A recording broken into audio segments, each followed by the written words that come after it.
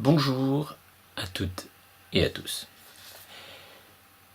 Voulez-vous vraiment connaître la vérité? Nous allons la chercher ensemble, si vous le voulez bien, et ceci avec le plus de conscience possible.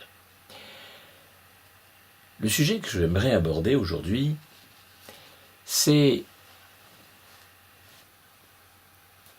l'impression que j'ai et qui est partagée par un certain nombre d'autres penseurs, l'impression en tout cas que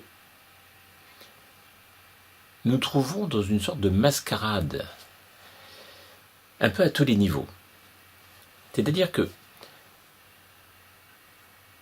la mentalité régnante dans notre société est basée de plus en plus, depuis quelques dizaines d'années, de plus en plus sur le bluff.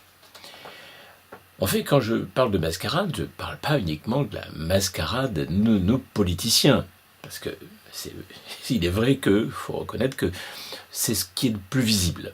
Enfin, en tout cas, ce que nous pouvons le plus possible reconnaître.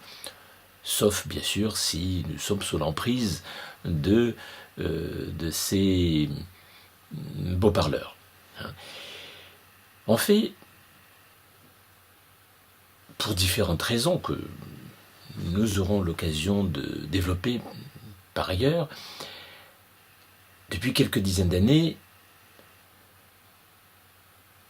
il y a une confusion entre la réalité et le virtuel. Et du fait même que l'être humain se trouve par nature tenté donc d'obtenir un certain pouvoir sur les autres, avec l'aide des autres, bien sûr, des fois, mais aussi contre les autres, eh bien, cette fois-ci, nous nous trouvons dans une société où ceux qui ont compris, ceux qui sont arrivés à un certain degré, déjà, donc,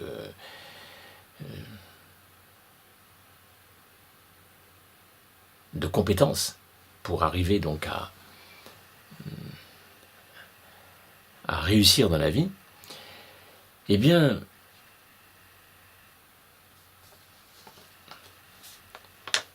nous nous trouvons avec de plus en plus de personnes qui sont en quelque sorte des bluffeurs professionnels. Des personnes qui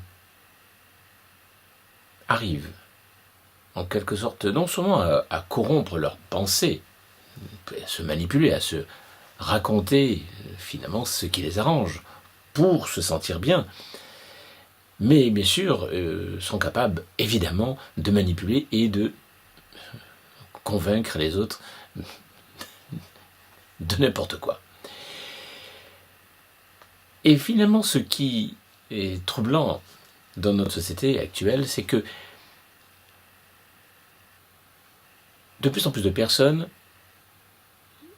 se sont aperçues et utilisent ce moyen qui consiste à affirmer les choses avec vigueur, et se sont aperçues qu'en effet, cette manière-là, quand on est vigoureux, quand on montre qu'on est persuadé de quelque chose, c'est ainsi que l'on peut entraîner les autres. Bon, c'est ce qu'a fait Hitler, entre parenthèses, je vous le signale, c'est ce qu'ont fait tous les tyrans, c'est ce qu'ont fait tous les manipulateurs depuis l'aube de l'humanité.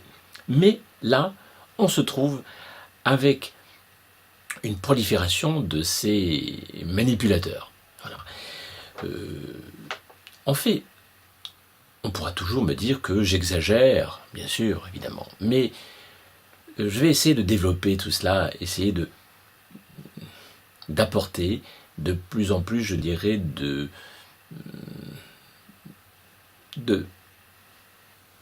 d'informations et aussi donc de compréhension à ce que j'affirme.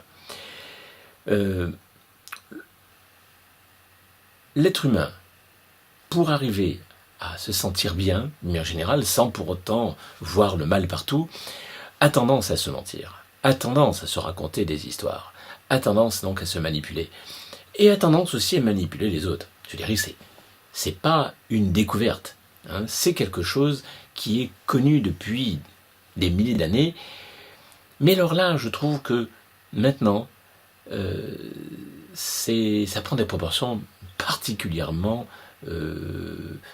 dangereuses. Parce que qu'il y ait eu des comportements mafieux, qu'il y ait eu des comportements donc de personnes qui arrangent les choses, qui complotent, qui manipulent, etc. Bon, ça a toujours été. Ça a toujours été. Mais alors, malgré tout, dans le passé, nous trouvions, et je ne dis pas que c'est une bonne chose, nous trouvions quand même avec des populations qui étaient nettement embrigadées par une religion, ou par un parti politique, ou en tout cas par un chef, et l'être humain ne cherchait pas spécialement à réfléchir et à remettre en question pour savoir si les choses étaient vraies ou fausses. Donc en fait, ce phénomène de persuasion, d'entraînement, de la foule, etc. a toujours existé. Mais c'était, on va dire, global, c'était considéré comme quelque chose de normal. Je dirais qu'on ne discutait pas la chose, on ne la philosophait pas, et on ne se posait pas de question de savoir si c'était bien ou mal. Hein. Bon, les exemples sont nombreux en histoire. Hein. Il y a eu combien de fois dans l'histoire des peuples qui sont partis en guerre suite, en effet, à des informations des fois fausses, ou en tout cas poussés par, je dirais, certains orateurs ou certaines personnes qui avaient un certain pouvoir et qui entraînaient donc les autres à suivre. Pour des raisons diverses, des raisons religieuses, pour des raisons politiques ou d'intérêts sordides, bon, peu importe. Mais là, de nos jours, du fait même que l'on a, en apparence, éduqué le peuple, et que la grande majorité donc des personnes qui se trouvent en âge de voter savent très bien que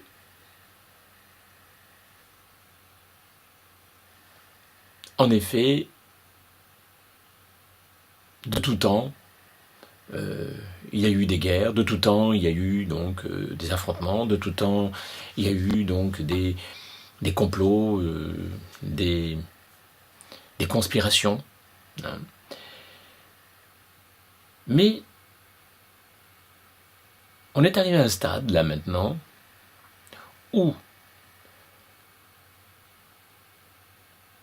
nos gouvernants, mais aussi, enfin, en quelque sorte, l'ensemble de ceux qui ont le pouvoir,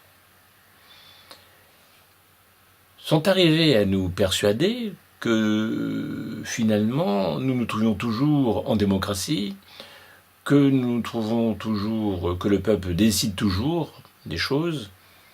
Alors mon fils n'a jamais réellement décidé des choses. Hein. Là encore, il y a beaucoup à dire. Hein. Bien sûr que on a fait voter depuis plus de 200 ans donc les citoyens, mais on sait très bien que la plupart des citoyens n'avaient pas d'informations nécessaires pour pouvoir vraiment voter à juste titre pour telle ou telle personne. Et donc finalement, le vote a toujours été manipulé. Hein, c'est-à-dire que on a promis des tas de choses, des promesses qu'on n'a pas toujours tenues d'ailleurs, hein, avec des politiques qui allaient dans un sens puis dans l'autre, et tout ça finalement en fonction, je dirais, de ces dirigeants qui chercher à conquérir le pouvoir, en tout cas, ou à le garder. Là, actuellement, nous avons des députés et d'évidence qui cherchent à garder le pouvoir. Ils cherchent à le garder parce qu'en effet, 14 000 euros par mois, ça ne se refuse pas. Et donc, il vaut mieux continuer à se persuader soi-même que finalement, nous faisons de bonnes choses et persuader les autres qu'en effet, ce sont de bonnes choses, celles que nous faisons. Mais en fait, il est clair qu'il y a un niveau de corruption de la pensée déjà, de mensonges, et ceux-là même qui nous disent que les autres, finalement, sont des complotistes, les autres sont des racistes, des antisémites, ou tous ceux en tout cas qui osent dire que il y a des choses qui ne vont pas. Tous ceux qui se plaignent en quelque sorte de problèmes, tous ceux qui en quelque sorte signalent qu'il y a quelque chose d'injuste dans la répartition des richesses, par exemple, pour parler que de ça, eh bien, automatiquement, la tactique que les gens de pouvoir adoptent, c'est de traiter donc les gens donc de complotistes, de conspirationnistes, d'antisémites ou de racistes ou de fascistes. Bon. En fait, tout est bon. Hein. En fait, dans le passé, on se trouvait, à l'époque, dans les années 1200, 1300, 1400, hein, et un petit peu aussi au XVIe siècle, bon, on se trouvait avec des mouvements d'inquisition en Europe, en particulier en France. Et qu'est-ce que faisaient finalement les dirigeants pour maintenir le pouvoir ? À l'époque, les dirigeants, c'était quand même des religieux, qu'on le veuille ou non. C'était bien les évêques, c'était bien la religion et le pape qui maintenaient et couronnaient les rois et les empereurs. Donc, eh bien, toute personne qui finalement ne suivait pas la doctrine religieuse étaient considérés justement non pas comme des conspirationnistes ou comme des complotistes, mais simplement comme des sorciers, des sorcières, hein, des hérétiques, des personnes en effet qui sont néfastes à la société. Et on les brûlait tout simplement sur un bûcher, hein, et nombreux sont passés par cette épreuve. Bon, de nos jours, nous avons aboli la peine de mort, donc c'est plutôt difficile de mettre quelqu'un sur un bûcher, ou de le pendre, ou de l'égorger, bon, de le guillotiner. Non, là, de nos jours, nos dirigeants ont bien compris qu'il n'y a pas besoin de faire couler le sang. On peut très bien maintenir son pouvoir simplement en manipulant, en usant de tous les procédés de communication. Hein. Et tu sais, comme dans notre société, nous savons, avec le marketing, nous savons comment arriver à persuader les gens, comment arriver à les entraîner à acheter. Hein.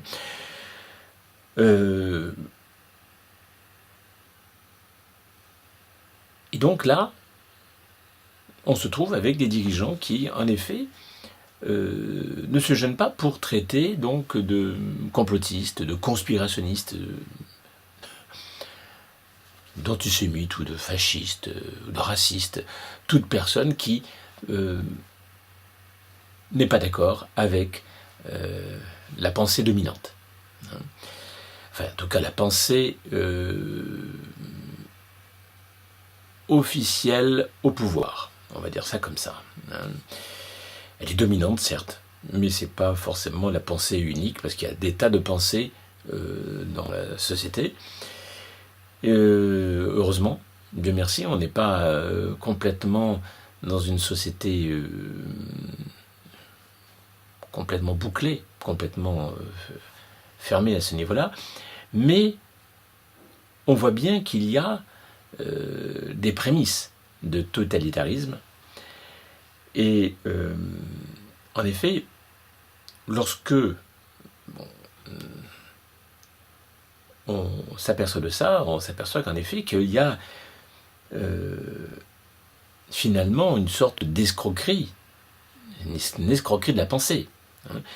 De la même manière que l'on se raconte des histoires, on se trompe, on s'escroque soi-même, des fois pour la bonne cause, d'ailleurs pour nous permettre de ne pas souffrir, des fois pour nous permettre donc d'arriver donc à supporter les choses, et aussi peut-être aussi des fois à dominer les autres. Donc il y a une escroquerie à la base, une escroquerie de la pensée,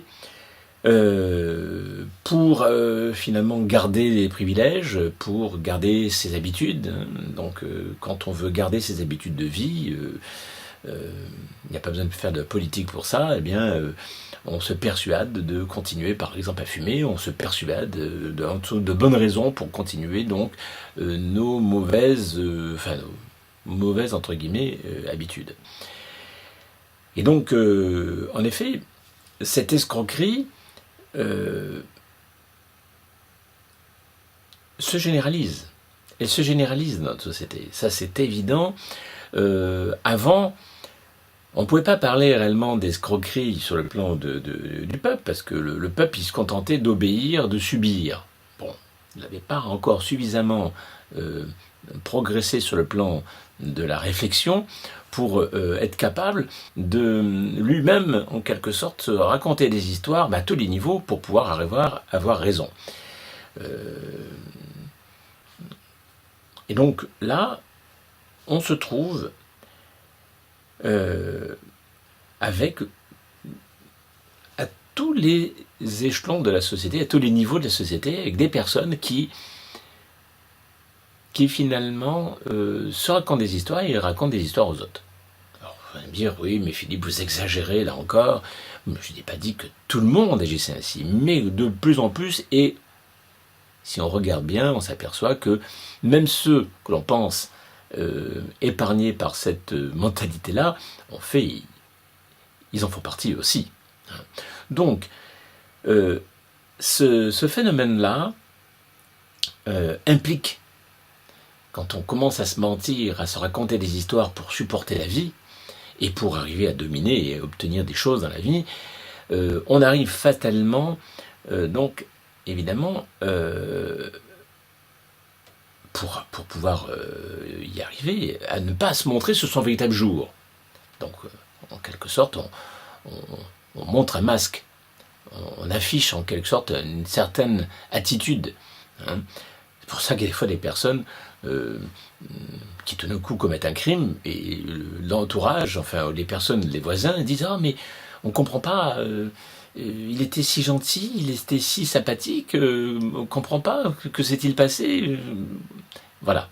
Donc je crois que, en fait, l'être humain, d'une manière générale, forcément, pour se protéger du groupe, pour finalement bien être intégré dans le groupe, se raconte bien souvent des histoires.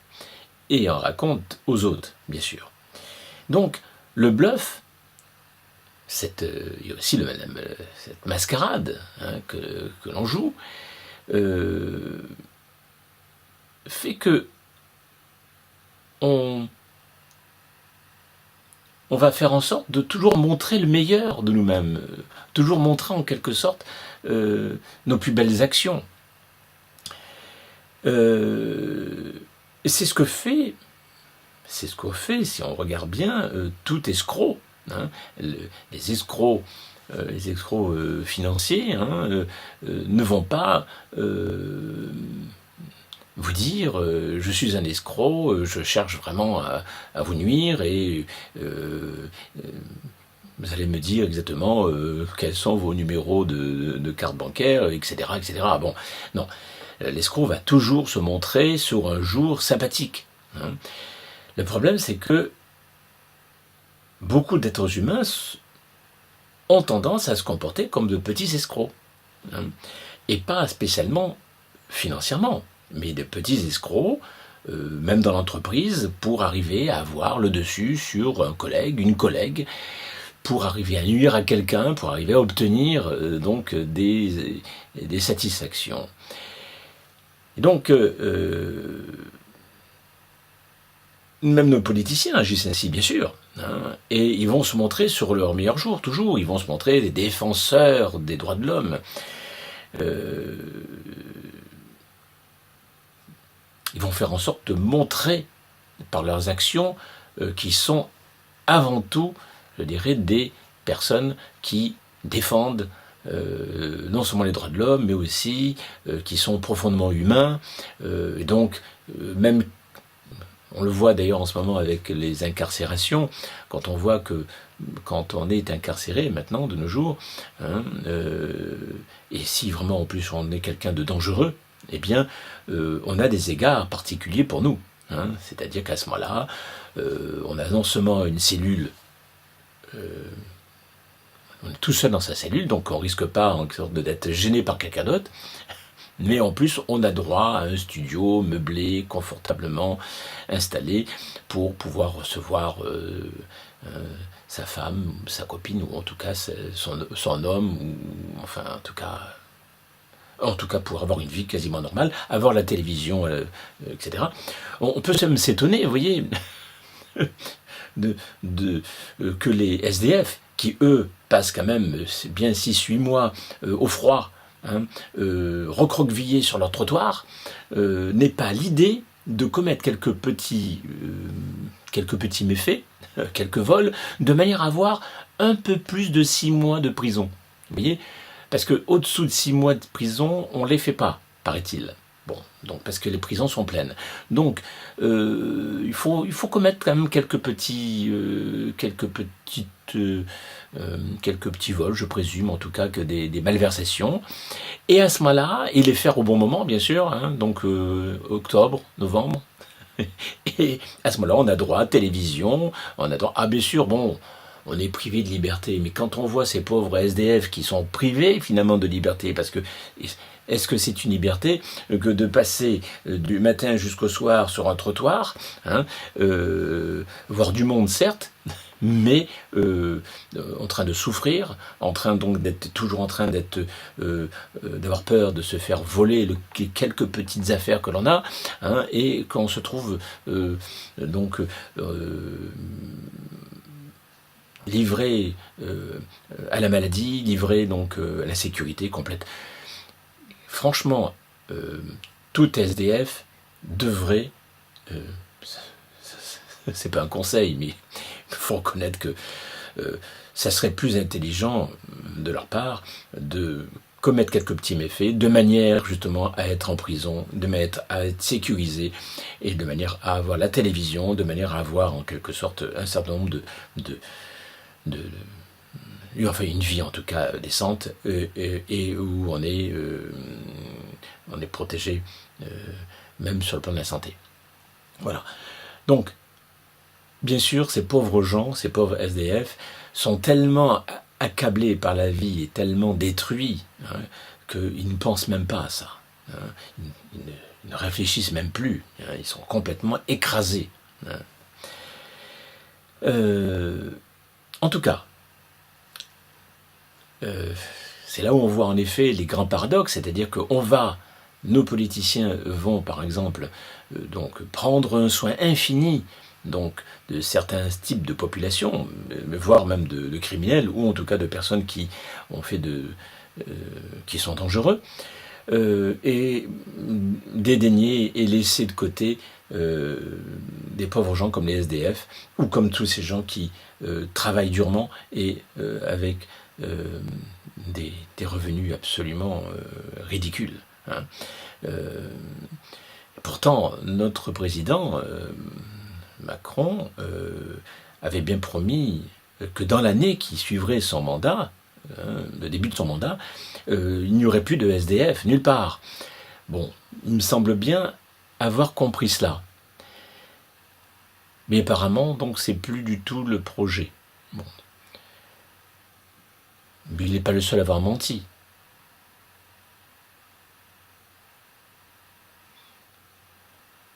En tout cas, bon, il est clair que là, je suis en train de décrire, bien sûr, le comportement finalement d'escrocs de nos dirigeants, pas uniquement de notre président, les précédents, que ce soit Sarkozy ou Hollande, avaient eux aussi menti. Ils n'ont absolument pas du tout cherché à réaliser leurs promesses. Bon. Mais vous voyez, on pourrait se dire, mais quand même, ces personnes-là, que ce soit nos dirigeants, ou que ce soit les simples personnes au sein d'une entreprise, ou au sein d'une famille, comment peuvent-ils se regarder en face? On peut se dire, mais enfin, tout de même, mentir à ce point, tromper les autres, vraiment les maltraiter, finalement, c'est une violence quand même, c'est une véritable violence.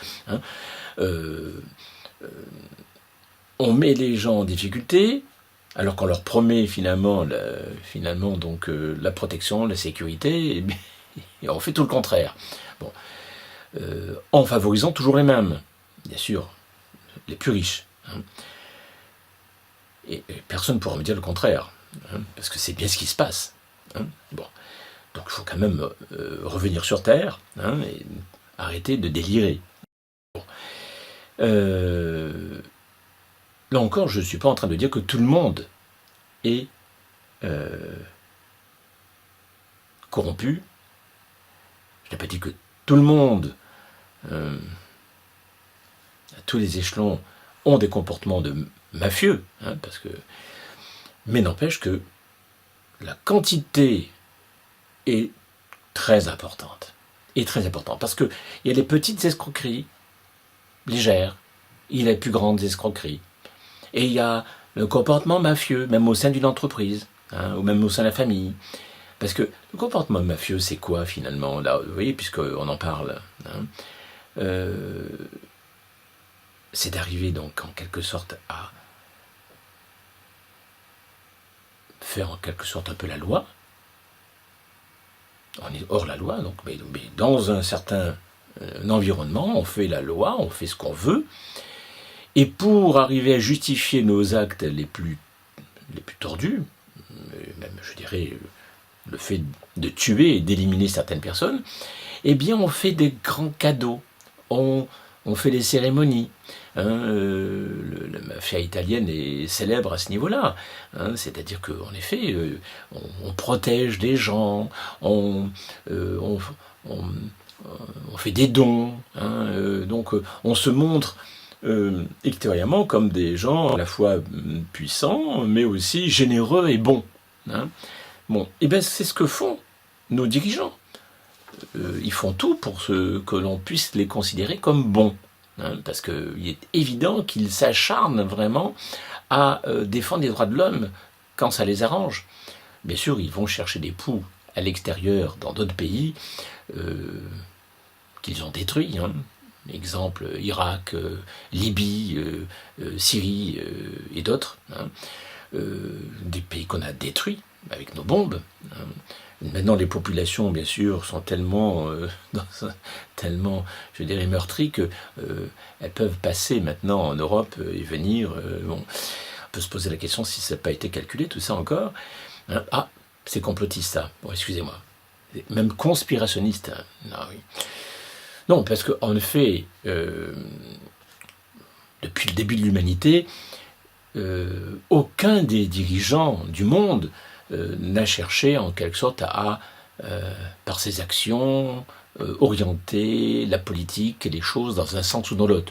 Bon, on sait bien que d'évidence les migrants sont, Hillman, c'est de l'or pour les entreprises, pour les riches, parce que là ils vont pouvoir avoir de la main d'œuvre pour pas cher.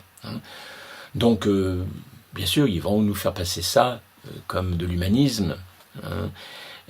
La grande générosité, mais qu'il commence par les Français. Commençons par les SDF, commençons par tous ces pauvres gens qui triment, qui travaillent très dur et qui, malheureusement, se retrouvent dans des situations dramatiques, d'une extrême pauvreté. Bon, donc vraiment, si vraiment on se considère comme quelqu'un d'humain et de respectueux des droits de l'homme, qu'on commence déjà avec ses proches, avant de faire semblant de défendre les droits de l'homme à l'extérieur, en tuant des gens, des millions de gens à l'extérieur, tout simplement pour un peu de pétrole ou autre chose. Bon. Mais vous voyez combien, finalement, tout ce que je dis peut être en effet considéré comme du complotisme, comme du conspirationnisme. Il est clair que, en disant ce que je dis, c'est pourtant la vérité. C'est la réalité, c'est qu'il y a eu des millions de morts. La réalité, c'est que nous sommes allés justement dans certains pays pour, soi-disant, défendre des droits de l'homme, et finalement, on aurait pu aller dans d'autres pays qui étaient bien plus, je dirais, en difficulté, hein, et où, je dirais, il y avait de véritables dictatures extrêmement dures, où, je dirais, tellement, avec des systèmes tellement dictatoriaux, qu'il n'y avait même pas la moindre petite manifestation, qu'il n'y avait même pas la moindre petite, comment dire, oui, le moindre attentat ou quoi que ce soit. Hein. Je dirais que c'est là où on voit, je dirais, le côté tordu, le côté mafieux, c'est-à-dire qu'on arrive à arranger les choses, à se prouver exactement, justifier les pires de nos actions. Dans un de mes ouvrages, d'ailleurs, que j'ai intitulé La solution est en vous, je commence d'ailleurs cet ouvrage en montrant en quelque sorte combien l'être humain est capable de se mentir, de se raconter des histoires, et je donne des exemples de grands criminels qui, alors qu'ils avaient tué certains plusieurs dizaines de personnes, hein, écrivaient comme Tom Gunn, hein, écrivait alors qu'il était assailli par la police, encerclé, il écrivait ses dernières volontés en disant « Mais comment peut-on être aussi méchant avec moi, moi qui étais si bon ?» Bon. Mais il n'y a pas que les grands criminels qui se racontent des histoires. Hein.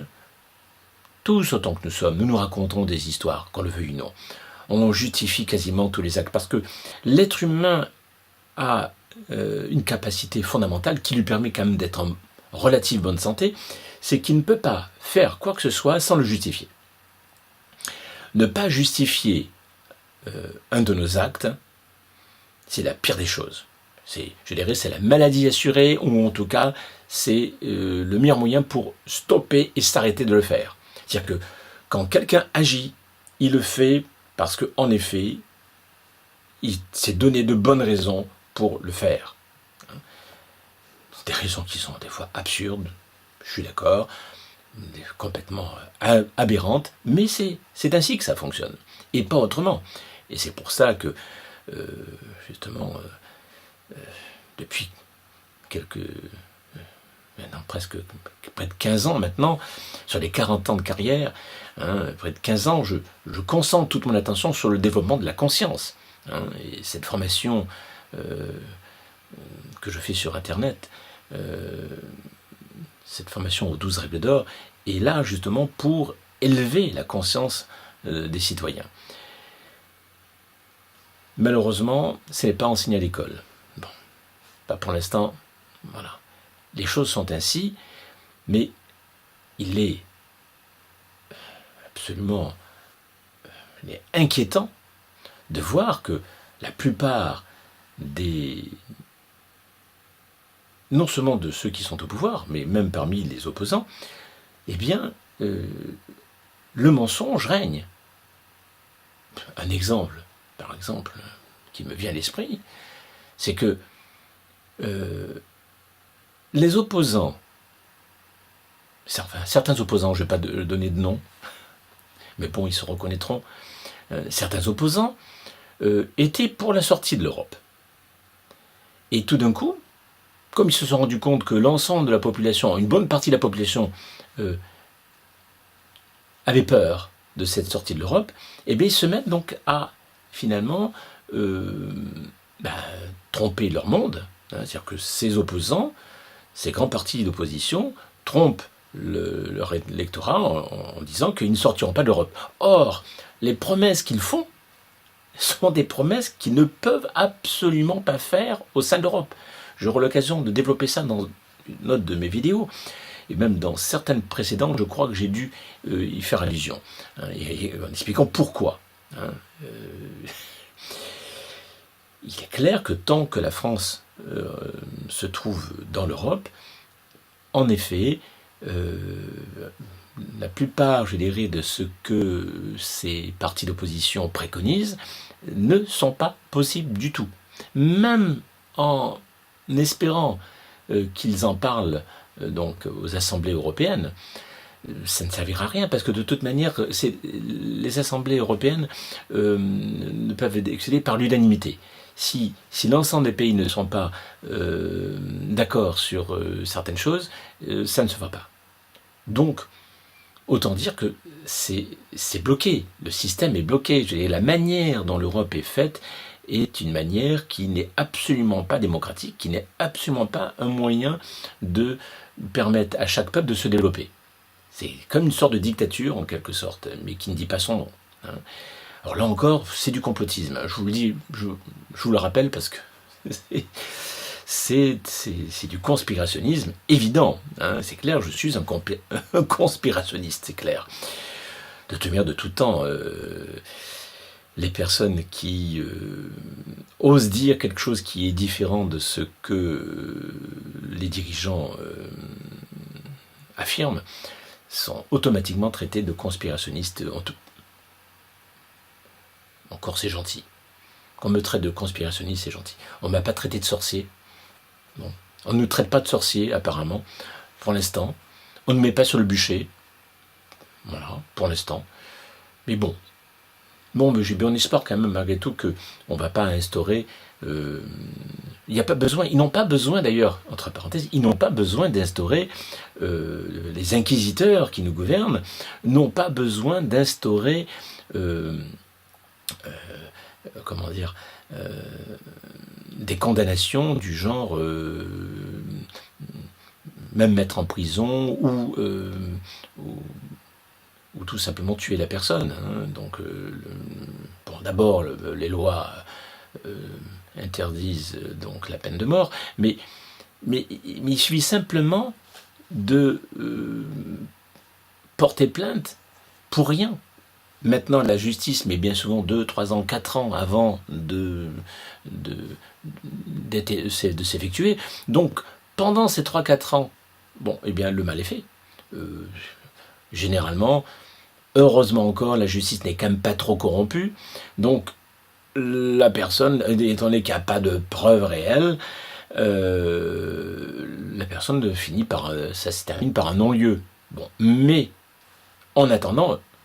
la personne est détruite moralement, la personne perd son travail, la personne est isolée. Donc finalement, c'est la mort dans une société telle que la nôtre, quand on est coupé du milieu social, quand finalement... Encore avant, quand on était paysan, on pouvait continuer encore à s'alimenter, mais là, dans notre société évoluée, telle qu'elle est aujourd'hui, vous détruisez quelqu'un sur le plan de sa réputation, personne perd ses amis, sa femme, son travail, et puis c'est la fin. Donc, calomnier, ça marche, ça a toujours marché, et ça marche, voilà. Donc, et je dirais, la plupart maintenant des gens qui sont dans cette attitude de prédation, eh bien, utilisent cette méthode parce que ils n'ont plus la possibilité de la peine de mort. Donc, on se rattrape sur ce qu'on peut. Donc, c'est pas une mauvaise idée finalement. En effet, et c'est ce qui est utilisé. Voilà. Mais en tout cas, il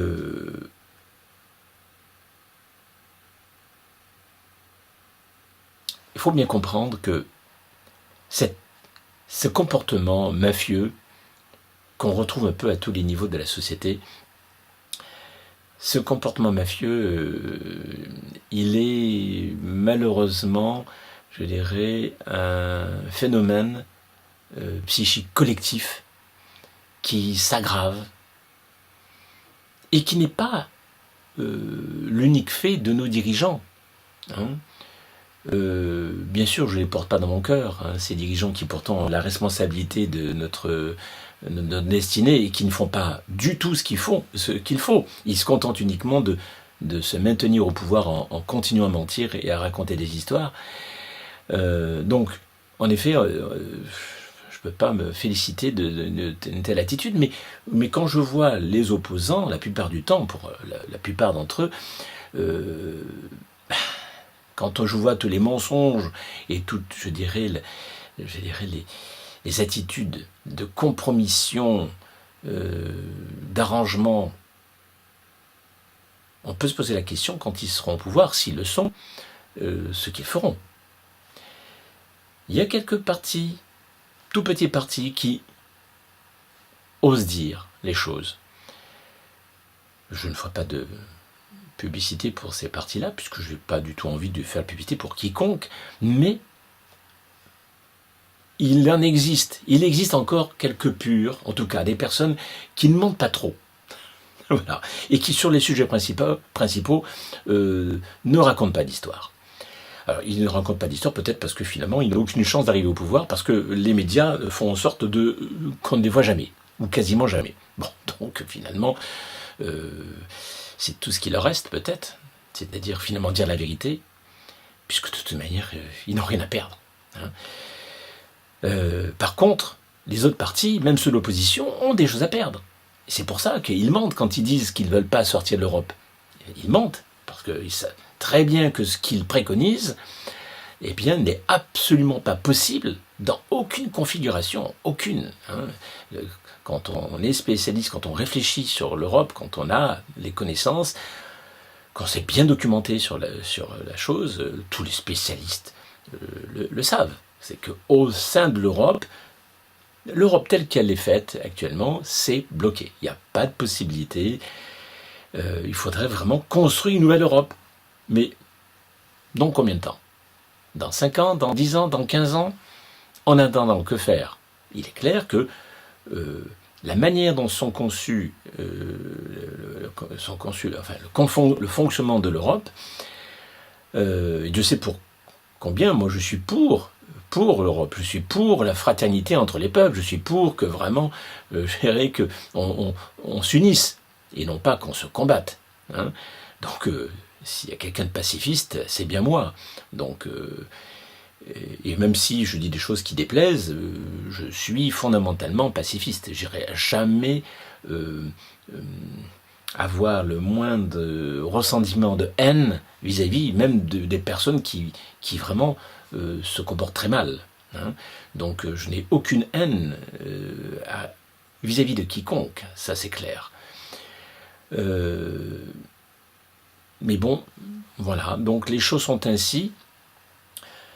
Cette mascarade de justice, je l'ai aussi détectée il y a quelques années de cela, et j'en ai fait un ouvrage, d'ailleurs, le titre de cet ouvrage, c'est « Une mascarade de justice ». Une mascarade de justice parce que, en effet, au sein de la justice, on retrouve le même phénomène. Ce même phénomène de corruption de la pensée. Le fait que l'être humain ne cherche pas à savoir si les choses qu'il affirme sont vraies. Est-ce qu'on a la preuve ? Et comme je l'explique très bien dans cet ouvrage, la justice n'est absolument pas basée sur la preuve. Hein. Il faut, pour cela, se documenter et connaître le fonctionnement de la justice. C'est l'intime conviction du juge, hein, qui va décider en dernier ressort de ce qui est vrai ou pas vrai, c'est-à-dire de ce qui est peut-être considéré comme une preuve ou pas une preuve. C'est-à-dire que vous pouvez soumettre à un juge une preuve, il peut très bien ne pas en tenir compte. Donc, dans cet ouvrage, j'explique en effet toutes les transformations, et je l'explique simplement, hein, je ne dis pas là que ce n'est pas un ouvrage qui est inaccessible. hein. Mais je donne des indications sur ce que pourrait être une justice basée sur la preuve. Parce que là, franchement, c'est grave. Mais le problème, c'est que cette mentalité, qui n'est pas celle d'aujourd'hui, hein, cette mentalité de se raconter des histoires, de se manipuler, de manipuler les autres, hein, cette corruption de la pensée, elle existe depuis même des milliers d'années.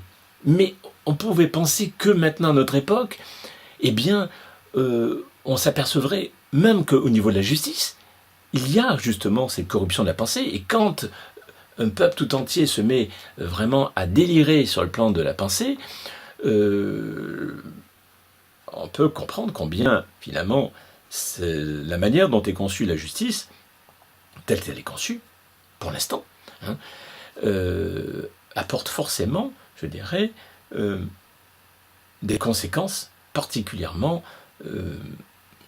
mafieuses. Parce que c'est vraiment, je dirais, dans un grand nombre de cas, on se trouve avec une justice qui fonctionne d'une manière corrompue. Hein. Bien sûr, là encore, c'est du complotisme, c'est clair. C'est du conspirationnisme, ce que je suis en train de dire. Mais il faut reconnaître aussi que tant qu'on n'a pas cherché la preuve, tant qu'on n'a pas réellement vérifié, on peut toujours penser que ce que je dis ne tient pas debout. Encore faut-il lire cet ouvrage, se renseigner correctement et avoir le courage de regarder les choses en face. Dans la mesure où on donne, parce que c'est un des aspects des choses, hein, dans la mesure où on donne au juge la possibilité de décider de ce qui est vrai ou faux, c'est-à-dire de ce qui constitue une preuve ou pas une preuve, je dirais, mais c'est même plus on ne devrait même plus parler de justice. Je dirais que c'est. Mais le problème, c'est que on reste avec ces structures sans chercher à les améliorer, parce qu'on pourrait substituer progressivement une nouvelle justice, plus juste, justement, basée sur la preuve. Bon, et je l'explique bien dans cet ouvrage. On pourrait, mais même les spécialistes, même les avocats ou les juges, n'osent pas y toucher. Ils n'osent pas y toucher parce qu'en fait, s'ils s'amusaient à y toucher, si l'un d'entre eux s'amusait à y toucher, il serait facilement exclu, facilement rejeté du groupe de la magistrature. Et en fait, ils peuvent toujours s'exciter, hein, comme certains, à dénoncer telle ou telle injustice, enfin injustice entre guillemets, hein, dans tel ou tel procès, hein, mais c'est le système de la justice en profondeur qui est vicié, qui ne va pas. Donc voilà, mais ça remet tellement, je dirais, tous ces gens qui finalement dirigent la magistrature, c'est pas facile pour eux. C'est pas facile pour eux de se dire, si je modifie les choses, alors que j'aurais pu le faire depuis un bon bout de temps, c'est que je suis vraiment quelqu'un de tordu. Donc on préfère continuer, hein, on préfère continuer même si on voit bien d'évidence que c'est pas très net, mais on va mettre la poussière sur le tapis, on va faire comme s'il n'y avait pas de problème, et on va traiter à la limite la personne qui s'amuse donc à contester le système de complotiste. Voilà. Il est clair que, là, vous voyez, tout ce que j'ai dit, certes, ça ne peut pas plaire à tout le monde. J'espère qu'un certain nombre d'entre vous trouveront quand même que mes propos tiennent la route. N'hésitez pas d'ailleurs à liker et à vous abonner à ma chaîne de manière à me soutenir, parce que c'est vrai que faire des vidéos comme cela, c'est pas si facile que ça. En tout cas, bon, moi j'essaie de faire du mieux que je peux. J'essaie, grâce donc à mes connaissances, grâce aussi à mes capacités de coach, de spécialiste en développement personnel, j'essaie d'apporter un peu de lumière. Voilà. En tout cas, toutes ces choses-là pourraient être changées. Je ne dirais pas là que c'est... il y a des multitudes de lois qui pourraient être votées, qui pourraient être extrêmement bonnes et faciles à appliquer, qui ne perturberaient personne, d'ailleurs on fait finalement, mais toujours basées sur la preuve. Le gros problème, c'est que certaines personnes, pour garder leurs privilèges, pour ne pas avoir l'impression finalement d'avoir été en quelque sorte complices de ces mensonges pendant autant d'années, préféreront en effet ne rien dire ou ne rien faire. Bon, en tout cas, moi, je peux me regarder en face. Si vous pouvez arriver à vous regarder en face, en continuant à vivre, en vous disant que finalement tout ça c'est du complotisme, tant mieux pour vous.